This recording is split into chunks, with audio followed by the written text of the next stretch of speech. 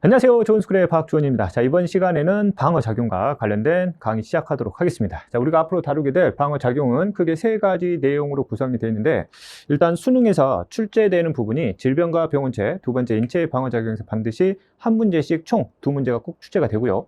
문제 난이도가 그렇게 높진 않습니다. 그래서 항상 나왔던 유형 거의 그대로 문제가 나오기 때문에 여러분들이 학습하고 기출문제 풀이를 여러 번 풀이를 하는 경험을 가진다면 어느 누구든 맞출 수 있는 문제가 된다는 점. 됐지?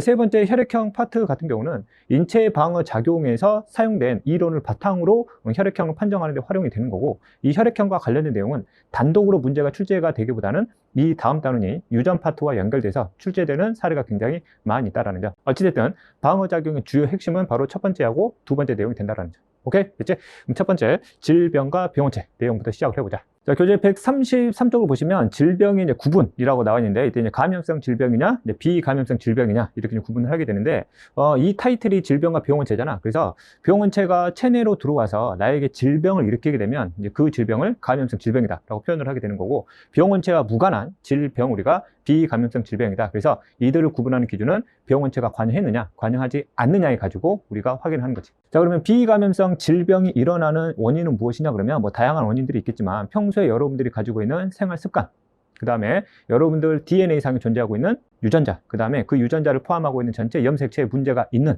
이런 유전병이 가장 대표적인 사례가 된다는 거지. 자, 그럼 비감염성 질병에 대한 사례는 무엇이냐 그러면, 이에 대한 내용은 우리가 생명과학원 전체를 따져봤을 때 각 단원별로 나오는 질병의 사례들이 있다고, 그 질병의 사례들을 여기에다가 적용시키면 된다. 그치? 첫 번째 우리 2단원에서 대사성 질환에 대한 사례를 다뤘잖아. 그래서 그 대사성 질환의 대부분이 전부 다 비감염성 질병의 사례가 된다. 그래서 그때 당시에 다뤘던 부분이 고혈압, 당뇨병, 고지혈증, 뭐 이런 사례들을 다뤘죠. 그래서 대표적인 사례들이야. 그래서 여러분들이 평소에 익히 들어봤던 질병들의 사례이기 때문에 이 부분을 여러분들이 학습하는 데는 큰 어려움은 없을 것이다. 그치? 자, 두 번째가 우리가 4단원에서 다루게 될 대표적인 유전에 의한 질병, 즉 유전병에 대한 사례가 역시 비감염성 질병이 된다. 차후에 4단원 들어가게 되면 이 유전병에 대한 사례를 규모에 따라서 유전자 돌연변이에 의한 질병이냐, 아니면 염색체 돌연변이에 의한 질병이냐, 그에 대한 사례를 다루게 될 거고, 이제 그때 이제 다루게 될 질병들 중에서 뭐 남모양 적혈구 빈혈증이라든지, 뭐 케토뇨증이라든지, 고양이 울음 증후군이라든지, 뭐 터너 증후군, 클라인펠터 증후군, 이런 다양한 사례들이 전부 다 비감염성 사례에 들어간다는 거죠. 그치? 자, 그다음 여기에 제시하지는 않았지만 우리가 신경계 파트에서 다뤘던 대표적인 신경계 질환이 있었었지. 알츠하이머라든지 파킨슨병이라든지 뭐 루게릭병이라든지 이러한 사례들이 전부 다 비감염성 질병의 사례가 된다는 거. 그치?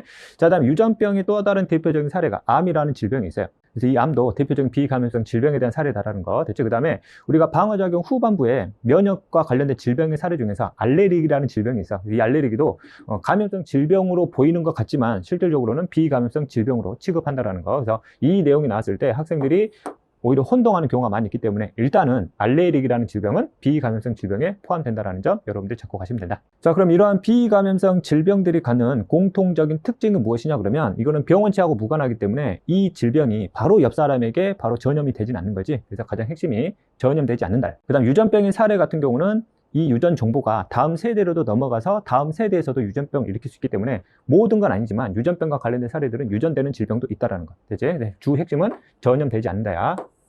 됐지? 자, 그 다음 두 번째 감염성 질병을 들어가자. 감염성 질병은 외부에 존재하고 있는 특정 생물체가 내 몸에 들어와서 질병을 일으키게 되면 그 생물체를 묶어서 우리가 병원체다라고 표현을 하게 되는 거거든. 그럼 병원체가 체내로 들어오는 목적은 이 체내에 존재하고 있는 갖가지 영양소를 이용해서 병원체 스스로의 개체를 늘리려는 목적이 되는 거지. 그러면 우리 체내에서 병원체 수가 늘어나게 되면 일부 병원체는 내 체외로 빠져나가서 바로 옆 사람에게 또 전염될 수 있다는 거지. 그래서 감염성 질병의 공통점은 전염될 수 있다가 가장 큰 주요한 특징이 된다. 됐지? 자, 그 다음으로 나오는 내용이 뭐냐면, 그럼 병원체의 종류는 무엇이고 병원체의 종류별로 어떤 질병이 유발이 되고, 그럼 그 병원체의 특징이 무엇인지를 여기서 주로 물어보는 주요한 내용이 된다. 됐지? 그래서 우리가 앞으로 다루게 될 병원체 종류에 대한 타이틀을 먼저 한번 잡고 가자고. 지금부터 보여주는 순서가 병원체 하나의 전체적인 크기 순서라 보면 돼. 그치? 자, 변형 프라이온을 다루게 될 거고, 우리가 1단원에서 다루게 됐던 바이러스에 대한 내용, 그 다음에 대표적으로 여러분들이 잘 알고 있는 세균. 됐지? 자, 그 다음에 최근 들어서 질병과 병원체와 관련된 문제 중에서 원생생물과 관련된 질병의 사례들이 계속 등장을 하기 시작을 했거든. 그래서 원생생물에 대한 특징도 여러분들이 앞으로 잡고 가야 될 내용이 된다는 거. 됐지? 자, 그 다음에 균류라는 생명체가 있는데 헷갈리지 말 점은 세균하고 다른 거지. 그래서 이 균류는 세균과 구분짓기 위해서 진균이다 이렇게 표현하게 돼요. 그래서 보통 진을 생략시켜서 균류를 하게 되는데, 이때 균류는 우리가 5단원 생태계 파트에서도 나오는 부분이기 때문에 역시 기억을 해둬야 된다. 대표적으로 곰팡이 종류나 그다음 버섯 종류지. 질병과 병원체라는 단원에서의 대표적인 균류 중에서 병원체는 우리가 곰팡이 종류다 이렇게 보면 된다고. 자, 전체적인 큰 틀을 살펴보면 이때 이제 진핵 생물이라는 말이 나오잖아. 어쨌든 생명체의 기본 단위는 세포지. 그럼 세포 안에 세포막이 있을 것이고, 세포막 안에 핵이라는 구조를 가지고 있으면 이런 세포를 우리가 진핵 세포라 표현을 한다고. 그래서 원생 생물이나 곰팡이와 같은 균류 종류를 구성하는 세포들은 핵을 가지고 있는 진핵 세포로 구성된 생물들이라서 진핵 생물이란 말을 붙였다고. 오케이? 되겠지? 그러면 진핵 생물 안에서 원생 생물하고 균류의 차이점은 무엇이냐 그러면, 얘는 주로 단세포야, 단세포. 세포 단독으로 보통 살아가고, 균류 같은 경우는 다세포야, 다세포. 세포가 여러 개 뭉쳐가지고 개체 하나를 이루는. 됐지? 이렇게. 자, 그 다음에 세균도 마찬가지로 세포로 구성되어 있는 생명체이잖아. 그럼 세균 같은 경우는 세포막이 있으면 핵이 없다고. 오케이? 그래서 세균 같은 경우는 핵이 없는 세포로 구성된 원핵세포로 구성됐거든. 그래서 원핵세포로 구성된 원핵생물이다 이렇게도 표현하는 거지. 오케이? 되겠지? 핵 속에 유전물질인 DNA가 있잖아. DNA를 핵막으로 감쌌느냐, DNA를 핵막으로 감싸지 않았느냐 차이인 거지. 오케이? 되겠지? 그 다음에 우리가 사화 나눌 때 또 다루게 되겠지만, DNA 같은 경우는 유전 정보를 담고 있는 물질, 그래서 유전 물질, 그래서 이걸 통틀어서 핵산의 종류로 우리가 잡고 가는 거야. 그래서 그림상 보면 여기 세균 아래로 표현된 여기 생물체들이 완벽하게 뭘로 구성된? 세포로 구성된 생명체의 종류가 된다는 거지. 그럼 여기 위쪽은 세포의 구조가 아니지, 비세포다 이렇게 표현하는 거야.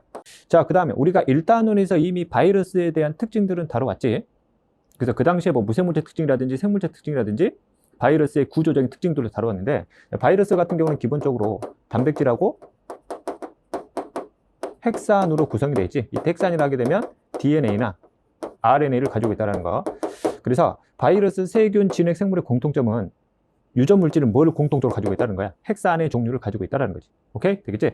그 다음에 변형 프라이온 같은 경우는 이따 또 설명을 하겠지만, 얘는 뭐로만 구성되어 있냐면 단백질로만 구성되어 있다고. 그래서 N은 핵산이 없어요. 즉 유전 물질을 가지고 있지 않다 이렇게 표현하게 되는 거지. 됐지? 어쨌든 기본적인 틀을 바탕으로 해서 시험 문제에서 주로 물어보는 내용을 이제 표로 한번 정리를 해보자. 자, 여러분들 교재에는 이 표가 나와 있지 않기 때문에 여러분들이 따로 이 내용을 정리해 두면 나중에 학습하는 데 큰 도움이 될 것이다. 수능에서 정말 많이 물어보는 내용들이니까 이 틀만으로도 실제 그 70% 정도의 내용은 완성된다라고 이해할 정도로 정말 많이 물어보는 내용 하나야. 오케이? 되겠지? 자, 그래서 변형 프라이온부터 동물 세포까지 나와 있는데, 이때 집신벌레하고 아메바는 앞에서 다뤘던 원생생물이야, 원생생물. 그다음에 이때 동물 세포는 우리 인간을 구성하는 세포라 보면 되고, 우리가 앞에서 다뤘던 균류를 구성하는 대표적인 곰팡이 있잖아. 그래서 곰팡이들도 우리 동물 세포가 가지는 공통의 특징들을 다 가지고 있거든. 그래서 이것뿐만 아니라 균류까지도 이렇게 포함시켜서 여러분들이 해석을 하면 된다. 오케이? 됐지? 자, 일단 내용 한번 들어가 보자고. 앞에서도 잠깐 언급을 했듯이 세균부터가 전부 다 세포로 구성된 완벽한 생명체라 그랬지. 그래서 문제에서 물어볼 때 세포의 구조를 가지고 있냐, 이 말을 다른 말로 세포막을 가지고 있니라고 물어보면 바이러스와 변형 프라이온을 제외하고는 전부 다 가지고 있다 이렇게 표현을 하게 되는 거야. 오케이? 되지? 자, 그 다음 핵을 가지고 있니 또는 핵막을 가지고 있니라고 표현을 하면 세포의 구조이면서 핵막을 갖고 있느냐로 생각을 하면 되는 거거든. 그럼 세포의 구조 중에서 세포로 구성된 생명체 중에서 유일하게 핵을 갖고 있지 않은 게 바로 세균이라고. 그래서 세균 아래로는 전부 다 핵막이 없고, 여기 위쪽으로는 전부 다 핵막을 가지고 있다 이렇게 정리하면 되는 거지. 됐지? 핵산을 가지고 있냐를 또 다른 말로는 유전 물질을 가지고 있니 이렇게 물어본다고. 이 경우는 변형 프라이온을 제외한 나머지 병원체들은 전부 다 유전 물질을 가지고 있다 이렇게 해석을 하면 되는 거고. 됐지? 단백질을 가지고 있냐 그러면 모든 병원체는 무조건 다 단백질 다 갖고 있다 이렇게 해석을 하면 돼. 됐지? 그래서 얘는 전부 다 갖고 있는 거야. 오케이? 되겠지?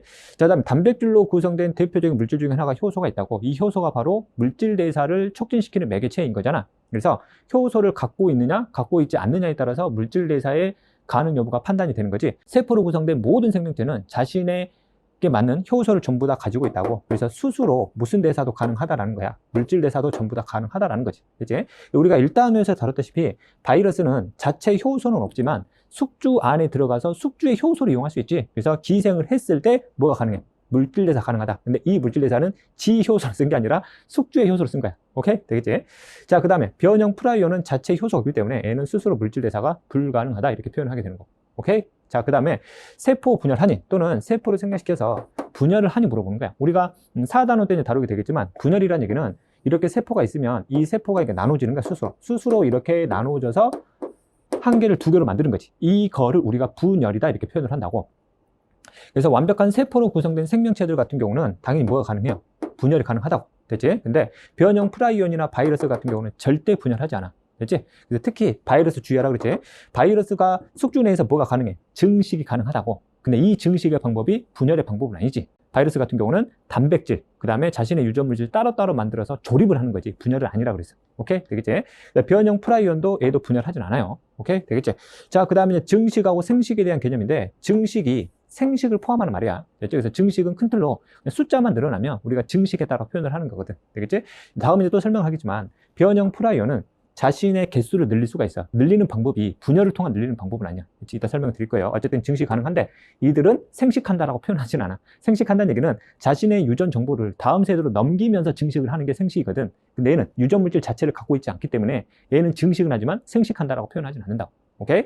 자, 그 다음에 바이러스 같은 경우는 숙주 내에서 자신의 유전 정보를 복제시켜서 새로운 개체를 만들 수 있지. 그래서 증식하면서 그것을 곧 우리가 뭐로 보는 거야? 생식한다라고 보는 거지. 됐지? 그 다음에 세포로 구성된 모든 생명체들은 스스로 증식과 함께 생식 활동이 같이 이루어지는 거지. 자, 그 다음에 병원체와 관련된 각각의 종류별로 세부적인 내용을 이제 정리를 할 텐데, 이 틀이 먼저 잡혀 있으면 그 이후의 내용을 학습하는데 정말 큰 도움이 될 거라고. 됐지? 꼭 암기하시고 다음 학습 내용으로 들어오시길 바랍니다. 자, 병원체 종류 중에서 첫 번째 변형 프라이온으로 한번 설명을 해보자. 자, 변형 프라이온은 다시 한번 얘기하지만 뭐로만 구성되어 있다. 그렇지? 단백질로만 구성되어 있다. 그래서 주의할 게 얘는 무슨 물질이 없어? 유전 물질이 없지?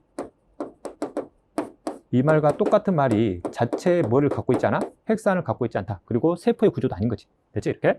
자, 그러면 변형 프라이온은 뭐냐? 원래 우리 몸에는 프라이온이라는 단백질 중에서 정상의 기능을 하는 단백질이다. 우리가 정상 프라이온이다라고 표현을 하게 되는 거지.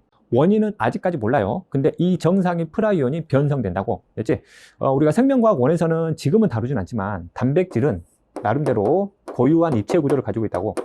지금 설명한 단백질은 나름대로의 고유한 입체 구조를 가지고 있다를 알면 나중에 인체 방어 작용할 때 이 개념도 쓸 거기 때문에 이 내용 좀 기억을 해두라고. 오케이? 되겠지? 자, 이때 단백질의 변성이라고 그래. 정확하게는 단백질의 변성이라는 얘기는 이 입체 구조가 변한 거야. 이거를 우리가 변성된다 표현한다고. 오케이? 되겠지? 그래서 입체 구조가 바뀌어버리면 단백질은 자신의 고유한 기능을 수행할 수가 없다고. 됐죠? 그래서 원래 기능을 수행해야 할 정상 프라이온이 변성을 통해서 기능이 무력화돼 버린 걸 우리가 변형 프라이온이다라고 표현을 하는 거지. 예를 들어서 얘가 동그랗게 생겼는데 얘가 세모나게 이렇게 변해 버렸다 이거야. 오케이? 간단하게 설명하자면, 자, 그 다음에 이 정상 프라이온은 어떤 세포가 필수적으로 꼭 가지고 있어야 되는 단백질이냐면, 이런 신경세포가 반드시 가지고 있어야 할 단백질이고, 신경세포 중에서도 특히 우리 중추를 구성하는 연합신경세포가 반드시 꼭 가져야 할 필수적인 단백질 종류라고. 됐지? 근데 이 세포 안에서 정상 프라이온이 변형화되면 이 프라이온에 의한 기능이 점점 떨어지겠지? 그럼 결과적으로 신경세포 전체 기능에 문제가 생길 거라고. 됐지? 단순히 변형만 되면 문제는 없는데 이놈들이 축적이 되잖아. 축적이 되면 얘가 독성 효과를 나타내기 시작을 한다고. 됐지? 그래서 독성 효과가 증가를 하면서 결과적으로 신경세포를 파괴해버리는 이런 현상이 생기더라는 얘기지. 그치? 그러면 신경세포 중에서 특히 무슨 신경세포가 연합신경세포가 파괴가 돼버리기 때문에 결과적으로 무슨 신경계의 기능에 문제가 생기겠어? 그렇지. 중추신경계의 기능에 문제가 생길 거라고. 그럼 중추신경계에 의한 몸의 통제가 제대로 이루어지지 않겠지. 됐죠? 그래서 이로 인해서 나타난 질병 중에 대표적인 사례가 광우병. 소한테서 이 질병이 가장 먼저 발견이 됐거든. 그래서 소가 자신의 몸을 의지대로 통제할 수 없는, 그래서 마치 미친 소처럼 보인다 그래서 광우병, 이런 질병이 명칭이 달린 거야. 오케이? 되겠지? 그래서 종의 종류에 따라서 동일한 원인이지만 질병의 명칭이 좀 다르거든. 소 같은 경우는 광우병이라 불러요. 양 같은 경우는 스크래피라고 그러고, 인간 같은 경우는 크로이펠츠 야코프 병이라 부르는데, 이 세 가지 질병 중에서 뭐는 좀 기억을 해두자. 광우병에 대한 질병의 사례는 우리가 기억을 해두자. 됐죠? 그래서 문제에서 광우병에 대한 사례가 나오잖아. 그럼 광우병은 뭐와 관련되어 있구나? 변형 프라이온과 관련되어 있는 질병이구나. 이렇게 여러분들이 해석하시면 된다고. 자, 그리고 또 하나의 문제점이 우리 체내, 즉 신경세포 안에서 이 변형 프라이온이 한번 만들어지잖아. 그러면 여기 주변에 정상 프라이온들이 있겠지. 그렇지? 그러면 얘가 정상 프라이온에 접촉을 한다고. 얘가 접촉을 하는 순간 이 정상 프라이온이 변형화된다고. 됐지? 그래서 이런 접촉 과정을 통해서 이들은 자신의 개수를 늘리는 증식 과정이 일어난다는 얘기죠. 그래서 앞에서 다뤘던 분열을 통한 증식은 아니라는 얘기야. 정확하게는 접촉을 통한 증식이다. 이렇게 표현하게 되는 거지. 자, 그 다음에 이놈들의 또 하나의 특징이 보통의 단백질들은 열에 굉장히 약하거든? 근데 얘는 또 뭐에도 강해요. 열에도 엄청 강해요. 그래서 변형 프라이온을 가지고 있는 생명체를 내가 섭취하기 전에 이들을 구워 먹어도, 즉 열을 가해서 먹어도 이 변형 프라이온이 체내로 유입돼서 내 몸 흡수가 되게 되면 역시 우리 몸에서 이런 광우병과 같은 질병의 사례가 유발될 수 있다는 거지. 자, 그래서 여러분들 교재에 보면 변형 프라이온과 관련된 그림이 있는데 이 그림이 방금 얘기했던 접촉을 통한 증식 과정을 보여주는 거거든. 현재 이 파란색으로 표현한 게 정상 프라이온이야. 그치? 정상 프라이온이 이렇게 있었어요. 이유는 모르는데 이게 이제 변형화가 돼버린 거지. 그래서 한번 변형화가 돼서 변형 프라이온이 만들어지면 이놈들이 나머지 정상 프라이온에 접촉을 해서 이런 식으로 변형화 시킴으로써 자신의 개체 수를 늘리는 증식 과정이 일어난다는 점. 그치? 그래서 변형 프라이온과 관련돼서 평가원에서 문제가 출제되는 경우는 거의 없었거든. 내 기억으로는 딱 한 번 나온 것 같은데 어찌됐든 분명히 병원체 한 종류이기 때문에 우리가 주요한 특징은 잡고 가야 된다. 그치? 다시 한번 정리하면 단백질로 구성되어 있다는 거, 그 다음 자체 핵산, 즉 유전물질을 가지고 있지 않다라는 점이지. 그 다음에 접촉을 통해서 뭐한다? 증식한다라는 점. 됐지? 자, 그 다음에 뭐에도 강하다, 열에도 강하다. 그 다음에 모순병, 소의 강우병에 대한 질병의 사례까지는 여러분들이 외워둘 필요는 있다. 자, 두 번째 바이러스 내용 들어가 보자고. 자, 바이러스 같은 경우는 우리가 1단원에서 이미 특징들을 다뤄봤기 때문에 기본적인 특징 간단히 정리하고 이와 관련된 질병의 사례를 한번 살펴보도록 하자. 됐지? 자, 바이러스는 기본적으로 단백질 안에 핵산, 즉 유전물질이 저장되어 있는 구조적인 특징을 가지고 있고 역시 마찬가지로 세포의 구조는 아니다. 그리고 자체 효소가 없기 때문에 혼자서 물질 내사가 불가능하다는 점이지. 됐지? 자, 무생물적 특징은 앞에서 얘기했듯이 세포의 구조가 아니라는 점, 그래서 자체 효소가 없어서 스스로 물질 내사가 불가능하다는 점. 그러면 생물적 특징은 언제 나오니? 그러면 살아있는 세포에 기생했을 때지. 그래서 살아있는 생명체에 기생을 해서 그 생명체가 가진 효소를 이용해서 물질 내사를 통해서 자신의 개체수를 늘리는 과정이 되는 거지. 그렇지? 자, 그 전에 얘가 자신의 핵산을 가지고 있다라는 점은 기본적으로 우리가 생물적 특징으로 잡아야 된다라고 분명히 설명을 드렸었고, 자, 그 다음에 물질 내사가 가능해진다. 누구의 효소를 이용해서? 숙주의 효소를 이용하기 때문인 거야. 그래서 이거 복제하고 단백질 합성해서 이걸 합치는 거지. 그래서 조립을 통해서 증식을 한다는 거. 오케이? 되겠지? 자, 그 다음에 얘는 자신의 유전 정보를 끊임없이 변화시킴으로써 주변 환경에 대한 생존율을 굉장히 높일 수 있지. 즉 뭐가 가능하다? 적응과 진화가 가능하다라는 거야. 됐지? 이렇게. 그 다음 다시 한 번 더 강조하지만 애가 증식하는 거는 분열을 통한 증식은 아니다. 그래서 분열하지 않는다. 그래서 가끔 애들이 놓치니까 좀 주요한 특징으로 여러분 반드시 좀 갖고 가야 된다. 됐지? 그러면 바이러스에 의한 질병의 사례로 뭐가 있냐? 그러면 가장 대표적인 사례, 정말 많이 나오는 사례가 감기하고 독감이야. 오케이? 되겠지? 그 다음에 면역계 질병 중에서 대표적인 사례가 에이즈가 있어요. 그래서 참고로 에이즈는 질병의 명칭이고 이 질병을 일으키는 바이러스를 우리가 HIV라 불러. 오케이? 되겠지? 그 다음에 광견병, 그 다음에 홍역. 됐지? 여기까지가 주로 모의고사에서 출제되는 대표적인 사례의 질병들이다. 그래서 이 질병이 나오면 아, 원인이 뭐구나. 병원체가 바이러스구나. 그리고 문제에서 이 바이러스에 대한 특징들을 물어본다고. 오케이? 되겠지? 그 다음 추가적으로 뭐 메르스라든지 소아마비, 천연두, 그 다음 바이러스성 식중독. 그 다음 최근에 유행하고 있는 코로나 바이러스, 코비드19 또 대표적인 질병의 사례가 되는 거겠지. 됐지? 자, 그 다음에 인간이 우리 이러한 바이러스의 증식을 억제하기 위해서 개발한 약품이 있다고. 그 약품을 통틀어서 뭐라 표현하냐면 항바이러스제다 이렇게 표현한다고. 됐지? 앞에서 다뤘던 변형 프라이온을 치료하는 약물은 없어. 자, 그 다음에 시험 문제에서 주로 나오는 바이러스의 그림의 형태가 총 4가지가 이렇게 있다고. 됐지? 4가지 중에서 이것이 위주로 이제 시험에 출제되고 있는 부분이 되는 거겠지. 특히 A는 좀 기억해. 이름까지 기억해. A는 박테리오파지라 불러. 박테리오파지 나오면 아, 뭐의 종류구나. 바이러스 종류구나. 이런 거 여러분들이 기억하고 가야 된다. 됐지? 자, 다음 세 번째, 세균 들어가 보자. 세균부터는 완벽한 세포로 구성된 생명체다라고 표현을 했지. 그럼 당연하겠지만 세포막이 구성되어 있고 자체 효소를 가지고 스스로 물질 내사가 가능한 놈이라고. 근데 이 세균은 이 유전 물질을 핵막으로 감싸지 않은, 즉 핵이 없는 원핵 세포 종류라는 점 또 기억을 좀 하시고, 됐지? 그래서 문제에서는 원핵 세포냐 안 물어봐. 핵이 있니 없니를 물어보지. 됐지? 그래서 핵막이 없다라는 게 주요한 특징이다. 됐지?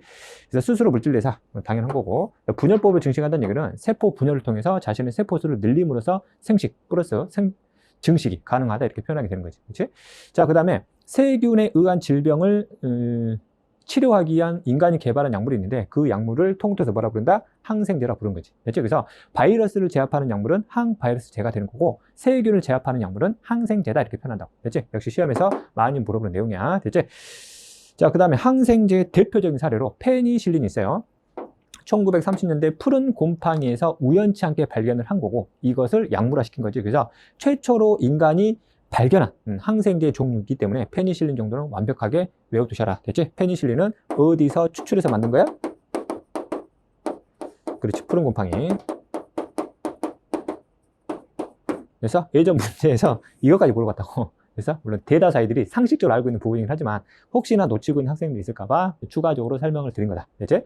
자, 그러면 세균에 의한 질병은 어떤 사례에 대한 질병들이냐? 가장 많이 나오는 게 결핵이야, 결핵. 됐지? 정말 많이 나오는 사례가 되는 거고. 됐지? 자, 그 다음에 폐렴, 그 다음에 파상풍, 그 다음에 콜레라, 그 다음에 탄저병. 됐지? 특히 결핵, 파상풍, 콜레라, 탄저병은 여러분들이 좀 완벽하게 외워둘 필요가 있다. 왜? 그동안 모의고사에서 주로 출제되는 세균성 질병의 종류이기 때문인 거지. 이제 자, 그 다음에 세균은 세포의 생긴 모양을 통해서 이 세균을 분류하는 데 활용을 하는데 이거 중요하진 않아. 첫 번째, 세포가 동글동글하게 생겼어요. 동글동글하게. 그래서 얘를 구균이라 불러. 구균. 됐지? 그 다음에 얘는 약간 막대형처럼 생겼거든. 그래서 간균이라고 그래. 이때 간자가 막대의 간자야. 됐지? 얘가 꼬여, 안에가 좀 나선형으로 꼬인 형태로 생긴 세균들이 있거든. 이런 세균들을 나선균 이렇게 부르게 됩니다. 생긴 모양에 따라서 이렇게 분류하기도 하구나 라는 정도만 기억을 하시면 돼. 됐지? 자, 그 다음에 종류로는 세포 안에 핵막을 가지고 있는 진핵세포로 구성된 생명체들 중에서 특히 주로 세포 하나로 살아가는 생명체를 우리가 뭐라 부른다? 원생생물이다 부른다 그러죠. 그치? 그 원생생물의 대표적인 사례가 무엇이 있습니까? 그러면 앞에서 다뤘듯이 아메바가 있고 집시벌레가 있다고. 그치?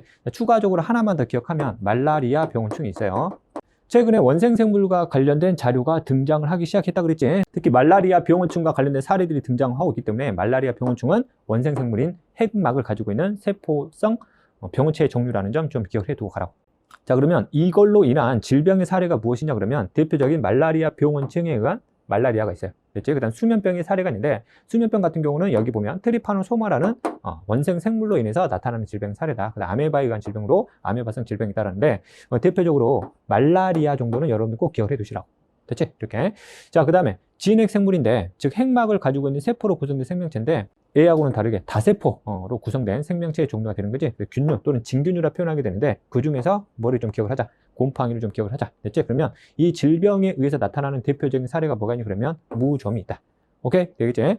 자, 그 다음에 이러한 균류로 인해서 나타나는 질병들을 치료하는 약물이 있는데 이 치료하는 약물이 항진균제라고 해요. 꼭 기억을 해 두시고. 됐지? 주의하실 게 바이러스는 항바이러스제, 세균은 항생제, 곰팡이는 항진균제 이렇게 표현을 한다고. 치료하는 약물이 생물의 종류에 따라 다르다라는 점. 됐지? 선생님, 그러면 원생생물을 치료하는 약물은 없나요? 원생생물의 종류가 워낙 다양하기 때문에 작용되는 원리가 다 달라요. 그래서 약물들이 분명히 있지만 그 약물을 공통의 이름으로 처리하기가 어렵다고. 그래서 이것과 관련된 치료 약물에 대한 명칭은 나오지 않아요. 오케이? 여기까지 해서 질병과 병원체에 대한 내용 마무리하도록 하겠습니다. 다시 한번 이쪽 파트에 대한 문제는 여러분들이 기출문제를 보시면 충분히 느낄 수 있을 텐데 첫 번째, 감염성 질병과 비감염성 질병을 구분할 수 있느냐? 두 번째, 감염성 질병 중에서 병원체의 종류별 질병의 종류를 구분할 수 있느냐? 그 다음에 각 병원체들마다 가지고 있는 그들만의 특징을 구분할 수 있느냐가 주요 핵심 내용이기 때문에 학습한 만큼 분명히 점수를 얻을 수 있는 단원이다. 그래서 여기까지 학습한 내용 다시 한번 잘 정리하시고요. 저는 다음 강의 방어작용 과정으로 찾아뵙도록 하겠습니다. 수고하셨습니다.